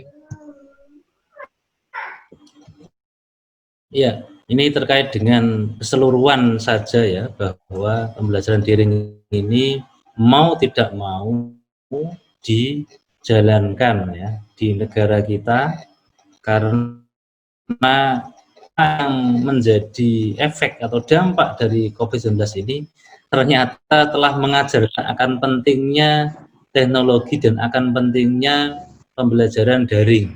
Meskipun tentu saja beberapa sekolah di Asia yang menggunakan blended learning ya, artinya daring dan luring.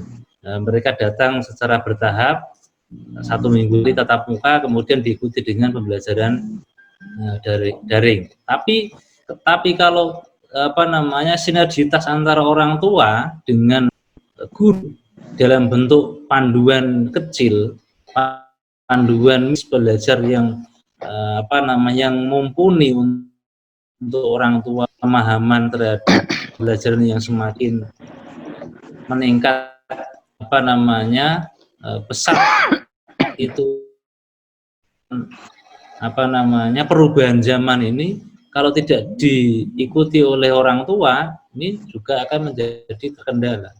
Maka dari itu sebenarnya orang tua ini ada dilema gitu ya.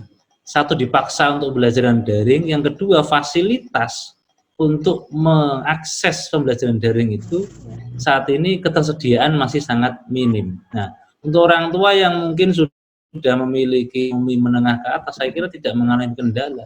Bagaimana dengan orang tua yang memiliki tingkat ekonomi yang bawah gitu kan? Ini kemudian dalam bahasa Gajah Dewantara itu dulu ada namanya perkumpulan orang tua. Ini untuk mencari pendana, fund atau dana-dana itu untuk tambal sulam. Zaman Ki Hajar itu sudah ada dulu itu.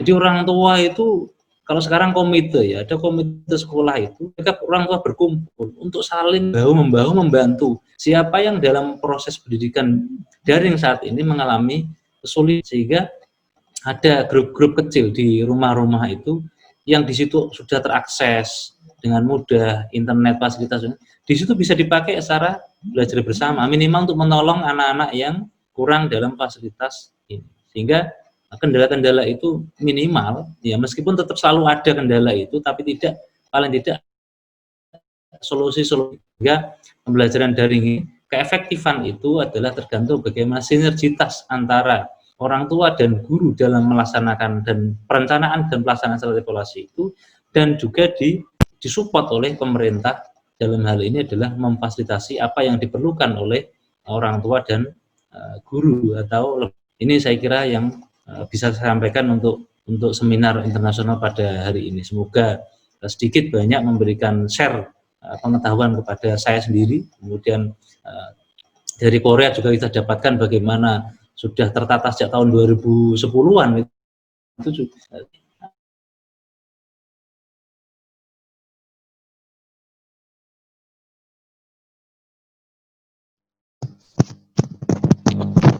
Baik, Pak Taufikin, sepertinya ini terputus lagi ya, karena semua pertanyaan sudah dijawab oleh narasumber. Jadi tibalah saatnya ke acara yang terakhir, yakni ini. Untuk kesimpulan, saya tentu tidak akan menyimpulkan ya, karena saya yakin para peserta ini sudah cerdas-cerdas dan sudah pintar untuk menyimpulkan sendiri.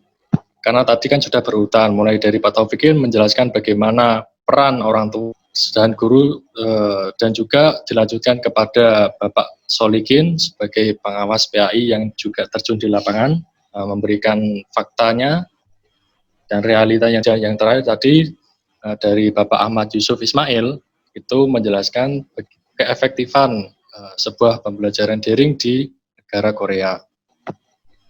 Ya, mungkin cukup itu. Dan untuk sebagai penutup, saya di sini mengucapkan terima kasih kepada seluruh peserta yang mengikuti seminar ini dari awal sampai akhir. Dan saya juga khususnya mengucapkan terima kasih pada ketiga Bapak Taufikin, Bapak Solihin, dan juga Bapak Ahmad Yusuf Ismail. Kami ucapkan terima kasih.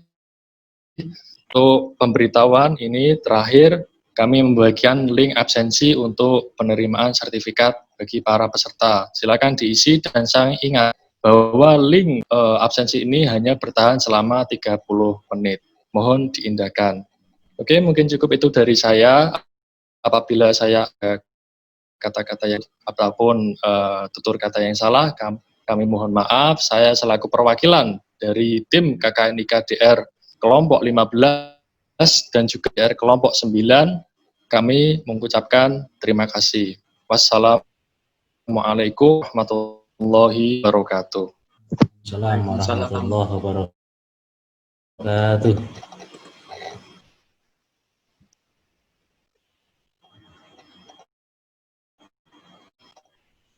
Terima kasih Pak Yusuf yang di Korea. Selamat menjalankan pendidikannya, semoga cepat selesai, lancar, sehat di sana. Amin.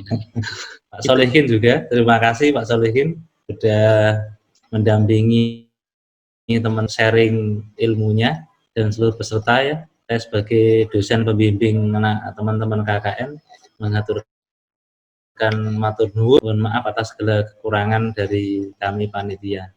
Terima kasih. Ini saya harus ditutup untuk Zoom-nya. Terima kasih Pak Yusuf. Sampai ketemu lagi. Sami-sami. Ini manfaat dunia maya begini Pak. Iya. Kalau nggak ada begini nggak bisa ketemu. Jangan bosan-bosan Pak. Oke. Bukan yang dekat, mendekatkan yang jauh. Bisa ya Mas. Sukses semua para mahasiswa adik-adik sekolahnya.